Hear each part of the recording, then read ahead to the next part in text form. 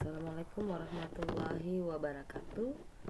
Nah, untuk mahasiswa Universitas Terbuka yang mengampu mata kuliah karya ilmiah, berikut adalah sistematika artikel ilmiah. Nah, itu diawali dengan judul, lalu ada identitas penulis. Nah, di sini kita akan cantumkan nama penulis, alamat email, dan prodi di UT. Lalu kita akan masukkan abstrak dalam bahasa Indonesia disertai kata kunci. Lalu ada pendahuluan, kemudian metode, ya. Jadi untuk metode ini memuat metode penelitian untuk artikel ilmiah, ya, yang bersumber dari hasil penelitian, atau metodenya juga itu berupa kerangka pikir, ya. Kalau untuk karya yang bersumber dari pemikiran dan hasil kajian, ya, dari misalnya dari buku, artikel, hasil penelitian, dan sumber yang lain.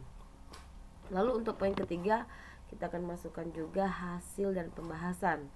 Yang keempat adalah simpulan dan saran, dan diakhiri dengan daftar pustaka. Nah, kita ke bawah. Untuk judulnya ini tentu menggambarkan keseluruhan topik kajian, ya.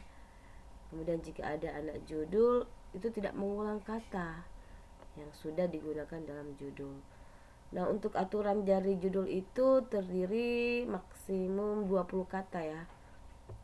Nah, adapun cara penulisan judul artikel menggunakan jenis huruf Times Roman, ya, 14, ya. Ditempatkan simetris, ya. Simetris itu di tengah, ya. Jika lebih dari satu baris, jaraknya itu satu spasi.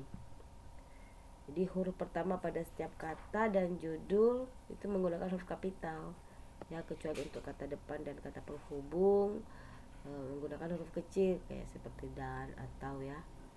Nah, ini untuk kriteria judul, ya. Lalu untuk nama penulis itu menggunakan huruf Times Roman, ya. Jadi 11, ya, 11 poin, ya. Lalu untuk nama penulis pertama itu mahasiswa, dan penulis kedua tutor, ya, dan tidak mencantumkan gelar akademik. Lalu ada nama prodi, ya, fakultas, perguruan tinggi mahasiswa, dan pembimbing, itu ditulis di bawah nama semua penulis artikel. Nah, ini untuk abstrak itu satu paragraf saja, ya. Jumlahnya itu 150 sampai 200 kata, dan itu dalam bahasa Indonesia, ya. Kemudian tentu ada kata kunci, ya. Berikut adalah pendahuluan. Nah, apa isi dari pendahuluan? Isinya itu terdiri dari latar belakang, ya, rumusan masalah, tujuan, ya, kutipan dari ahli, ya, hasil penelitian, buku, artikel. Nah, itu isinya untuk pendahuluan. Kemudian metode biasa disebut juga kerangka pikir, ya.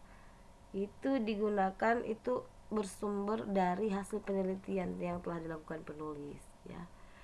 Tentu isinya menjelaskan pendekatannya apa, metodenya, tekniknya, ya, prosedurnya, instrumen, ya, dan disertai dengan penjelasan alasannya. Nah, untuk kerangka pikirnya itu tentu memuat penjelasan atau gambaran tentang teori, ya, konsep, dan informasi lain yang bersumber dari hasil bacaan terkait dengan topik, ya.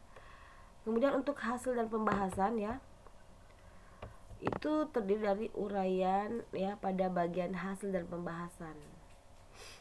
Kemudian dalam uraian itu judul bagian terdiri dari 2 subjudul, ada hasil dan ada pembahasan.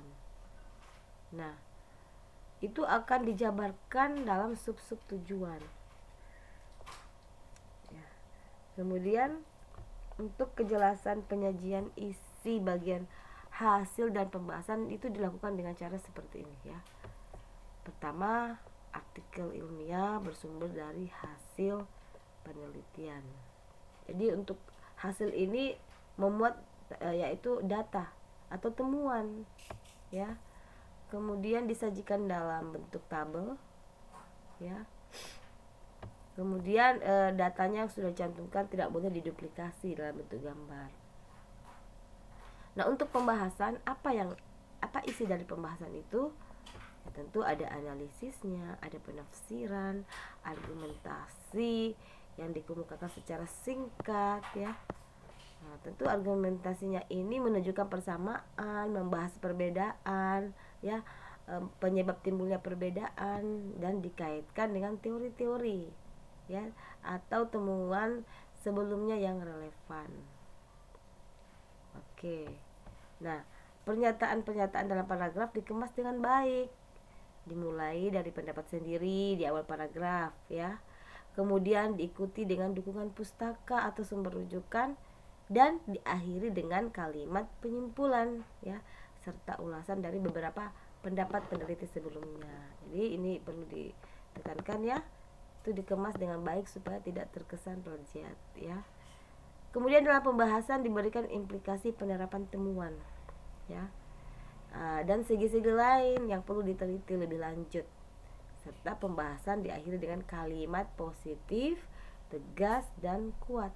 Itulah isi dari pembahasan, ya. Nah, sekarang ada catatan, ya. Jika artikel ilmiah bukan merupakan hasil penelitian, maka penulisan pada bagian ini dipayungi di bawah subjudul yang mencerminkan jawaban atas tujuan, pernyataan, ya, pertanyaan atau rumusan masalah yang telah diuraikan, ya, pada bagian pendahuluan. Jadi untuk yang bukan hasil penelitian tentu hasil pembahasannya itu jawaban dari pertanyaan atau rumusan masalah yang ada di bab pendahuluan tadi, ya. Jadi sajian temuan, fakta atau masalah yang dianalisis dan ditafsirkan dengan menggunakan pemikiran penulis.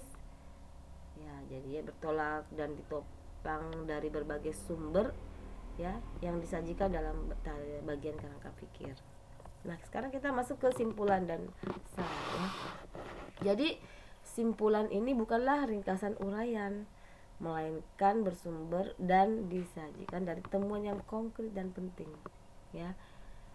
Nah, hal-hal yang perlu diperhatikan itu jangan mengambil simpulan yang tidak pernah dibahas, ya. Kemudian jangan menyimpulkan sesuatu dari data yang kurang lengkap atau bahkan dari data yang tidak ada sama sekali. Nah, untuk saran dan saran ini itu berisi tentang ide baru yang timbul dari pembahasan dan komentar berharga untuk penelitian lebih lanjut. Nah, berikut untuk daftar pustaka. Nah, ini minimal, ya, ada 10 referensi. Minimum itu bersumber dari 5 artikel jurnal nasional maupun internasional. Jadi isi referensi relevan dengan topik artikel. Ya, pasti, ya, tidak bisa kita mengambil referensi yang tidak sesuai dengan judul kita. Kemudian hanya memuat sumber pustaka yang benar-benar dirujuk, ya. Lalu penulisan daftar pustaka disusun secara alfabetis, ya, dengan memperhatikan ketentuan yang telah dijelaskan, ya. Nah, dan akan dijelaskan, ya. Nah, ini saya akan berikan contoh karya ilmiah yang sudah publish dari mahasiswa yang lalu. Ini contoh tuh, ini judulnya, ya. Kemudian nama penulis pertama itu mahasiswa, penulis kedua adalah dosen. Nah, di sini tentu ada prodinya, ya, dan fakultasnya apa dan universitasnya ini. Lalu kita masuk ke abstrak, ya. Abstraknya tadi sudah saya jelaskan. Lalu masuk ke kata kunci. Nah, bagian pertama adalah pendahuluan, ya. Pendahuluan tadi saya jelaskan memuat apa, ya, latar belakang, kemudian masalah, tujuan, kemudian pendapat-pendapat, ya, artikel-artikel terdahulu. Inilah isi dari pendahuluan. Berikutnya masuk kepada metode, ya. Ini karena ini adalah hasil penelitian, jadi metodenya ini dijelaskan, jenis penelitiannya apa, ya, dan seterusnya. Berikutnya adalah hasil dan pembahasan. Nah, ini adalah